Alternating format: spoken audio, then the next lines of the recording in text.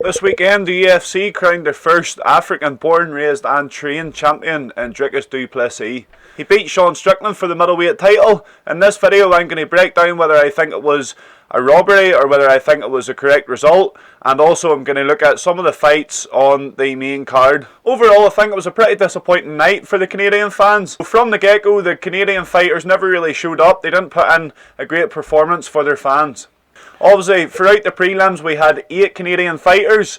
2 were females and 6 were males. The 2 females won and all 6 males lost, so that was a poor ratio for them to start the night. The prelims finished in Brad Katona losing out on a decision in a performance which looked pretty lacklustre from him, to be honest. Third round was better than the first 2, but he didn't do enough in the first 2 rounds to justify getting a win in that fight. So from the prelims, it went pretty much for bad to worse for the Canadian fans as we moved into the main card. So the first fight in the main card was UK man Arnold Allen taking on undefeated Evloev. I thought Arnold Allen was very unlucky in this fight. I think Evloev started spamming the takedowns. He only landed 5 out of 17 takedowns in this fight. And when he did land the takedowns, Arnold Allen, he was pretty quick on the scrambles. He was pretty good at getting back to his feet. Arnold Allen looked better on the feet. I think his striking was a lot better. His hands were low. He had that typical Arnold Allen stance. His hands were low. He was enjoying himself. He was bouncing back and forth. I think he landed the bigger shots within the fight, and Arnold Allen definitely done enough to win the first round, and I would also give him the third round as well. There was a bit of controversy in this fight as Allen had Evloev in a front headlock and he started landing knees to the head. Mark Goddard, the referee, stepped in and says that it was kneeing of a grounded opponent. To me, this looked pretty harsh. It looked like Arnold Allen had Evloev in a good position. The knees weren't comparable to the likes of Sterling and Yan or even Ankalev and Johnny Walker. They were knees of a downed opponent. But Arnold Allen, he had Evloev in the headlock and he was notably pulling him up as he landed the knee. To me, Arnold Allen, he could have finished the fight there, and I think Mark Goddard, I don't think he done the right thing stepping in. I think he should have let the fight play out. Arnold Allen was very unlucky not to get the win here. He has now lost 2 on the bounce, obviously last time out against Max Holloway and now against Evloev. What's next for Arnold Allen? I would like to see him fight Josh Emmett. I think Josh Emmett coming off the Bryce Mitchell win, I think that's a great matchup, and as someone that's maybe Arnold Allen needs to get another win under his belt. I think Max Holloway, he was very unlucky. He done well in the Max Holloway fight and people were impressed by him. And then on Saturday night against Evloev, I think he was very unlucky again. I think he deserved the win in that fight. So I think they should give Arnold Allen someone like Josh Emmett and give him a chance to get back in the win column. Moving on to the next fight of the night, which was Chris Curtis against Barrier. Again, another disappointing performance from a Canadian and also a disappointing performance from Chris Curtis in my opinion. This fight was like a sparring match. It was very slow paced. None of them really wanted to put the other fighter on the back foot and they didn't want to apply the pressure too much. The last round it improved, don't get me wrong, the last round was a pretty decent round of fight and it was quite entertaining. It did improve massively from the first 2, but overall this fight had a slow pace in general. It was a bit of a nothingness fight and it was as if it was an exhibition or a fight that didn't really matter. But Chris Curtis got the job done, and again, another disappointing performance from a male Canadian. The next fight in the main card then was Neil Magny against Mike Malott. A lot of this card was built around Mike Malott. He's an up and coming Canadian star and this was his big breakthrough moment in front of his home fans. And Jesus did he mess up. Mike Malott had obviously got inspiration from Ian Gary's win over Neil Magny. He was beating away at the legs and he was looking pretty good for the first 2 rounds. So we come into the third round. Again, it started as the first 2 had won. Mike Malott putting on the pressure and looking the better of the 2 fighters. There was then a scramble on the feet and Mike Malott tried to grab the guillotine while Neil Magny was supporting his body weight. Neil Magny then done the right thing, slammed Malott into the ground. When Mike Mallott's back was then on the ground, he went for some half-hour submission attempts. He was trying to trap the legs of Neil Magny, and Neil Magny basically says, fuck this, turned around, started ground and pounding Mike Malott. The ground and pound, it wasn't the most vicious I've ever seen. It seemed like a lot of it was actually landing on the hands of Mike Malott. But sure to behold, with 15 seconds left, Mike Malott pretty much gives up. The referee stops in and calls the fight. For me, this was a very disappointing performance for Mike Malott. There was about 40 seconds left in the fight whenever he gets put down. He's in front of his home crowd. This is his breakthrough moment. Mike Malott had done enough to win the first 2 rounds. He had done enough to comfortably win the fight in a decision. If Mike Malott can't see the fight out with 15 seconds to go there in front of his home crowd in his up and coming breakthrough moment, I don't know if he'll ever have that dog in him to go on and win UFC titles. He had the chance to turn the momentum around, go and make this a rememberable night for the Canadian MMA fans. Make sure that they can say they seen Mike Malott's breakthrough performance. seconds. But no, he gave up with 15 seconds left. Fair play to Neil Magny. He has got that dog in him. I thought it was going to be another Neil Magny defeat, but no. He went on and he got the job done, causing a huge upset for the fans in Toronto. Moving on then to the first title fight of the evening, which was the co-main event between Pennington and Bueno Silva. This was a fight that I wasn't overly excited for at the start, but it did start well. It did look very promising within the first couple of rounds. Bueno Silva looked very, very dangerous,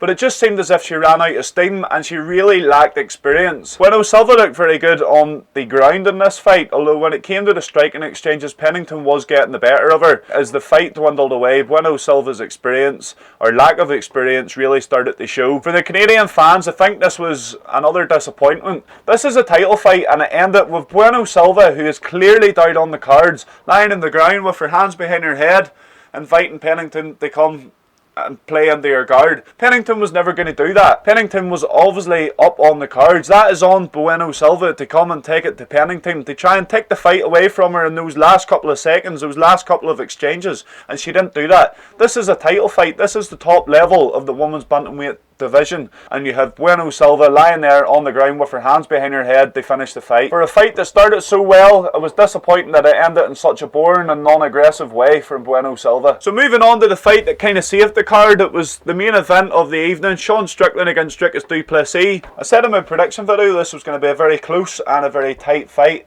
and fuck was I right. I've seen so much controversy over the scoring of this fight, so I'm going to get into it round by round in the way that I seen it.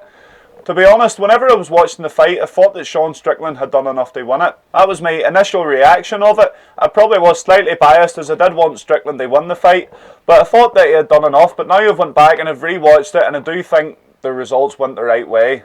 Contrary to my prediction, I thought Sean Strickland would be the one who would come out slow and would win round 3, 4 and 5 to get a decision win, but it was actually quite the opposite. It was Sean Strickland that came out the better of the two fighters, and Dricus Du Plesis, he grew into the fight. Maybe his new nose has led to a far better cardio level. I did doubt this in my prediction video, but I was wrong. He's proved me wrong. Anyway, I didn't think he could have won 5 rounds, and he's went and done it. So fair play to Dricus Du Plesis. The first round of the fight started and Sean Strickland looked the better of the two.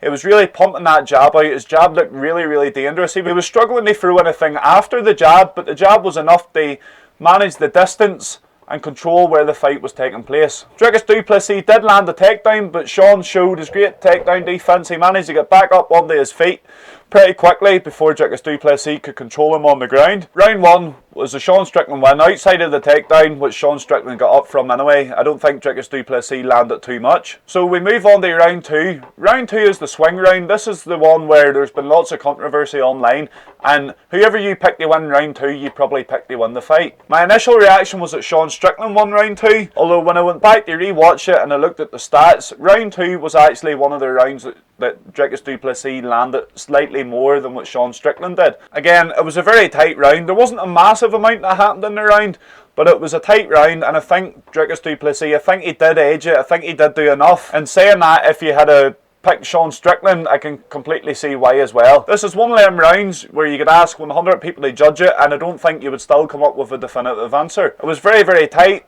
but I think Dricus Du Plesis done enough to win the round. Going into round 3, I think this was one of the best rounds for Dricus Du Plesis. I thought coming into round 3 it would have been Dricus Du Plesis who was starting to slow down and Sean Strickland was going to start getting a hold of the fight, but I was wrong. Dricus Du Plesis was pretty dominant in round 3. It was a good round for him, and I think a comfortable 10-9 win on the scorecards.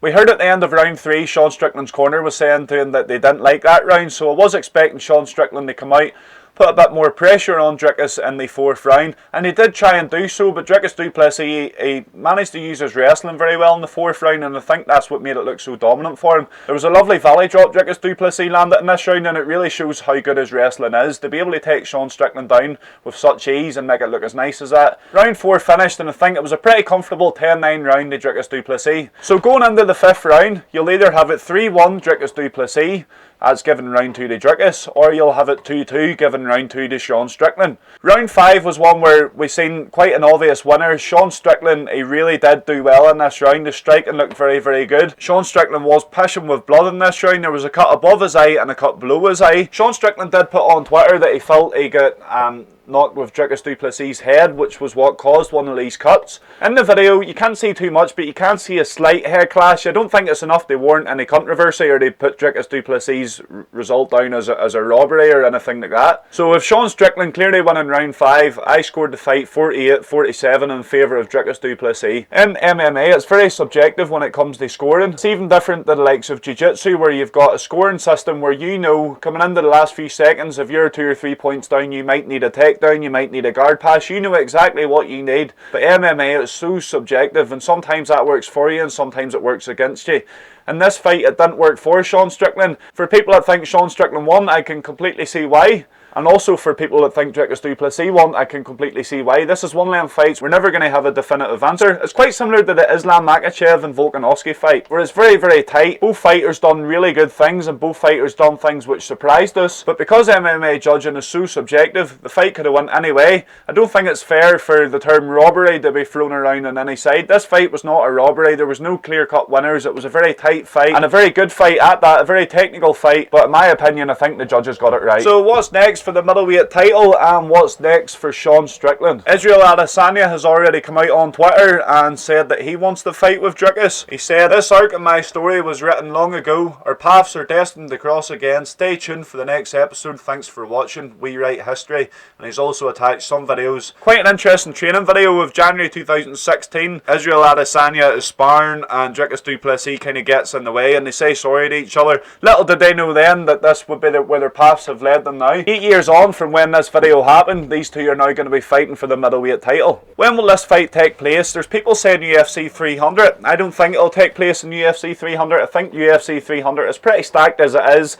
I think Leon Edwards will get announced as the main event, and I don't think Dana White will put too many more fights on it. I can see this fight being on UFC maybe 301, which is due to take place in May. This would be a massive event to follow on from UFC 300. I think there's a lot of people that are wanting UFC 300 to be massively stacked, that they're forgetting about the events that come after. So I think this would be a great one for UFC 301. If Izzy and Dricus doesn't take place, I think Sean Strickland should be shouting for the rematch. He probably does deserve another shot at it. It was a very, very tight fight. So if Izzy decides that he doesn't want to fight Dricus, or for some reason it doesn't happen, I think Sean Strickland has to be next in line to have another shot at it. If Izzy and Dricus does go down, I think the next fight for Sean Strickland should be the winner of Paulo Costa and Robert Whittaker.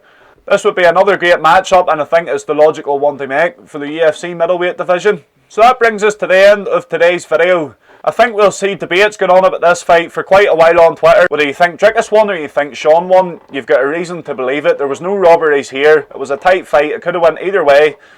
And as I've said before, that's just the joys of MMA. Thank you very much for tuning in to this video. If you want more Barney Talks fighting content, make sure and like and subscribe, share it with your friends, and also hit the bell so you get a notification when my next video goes live.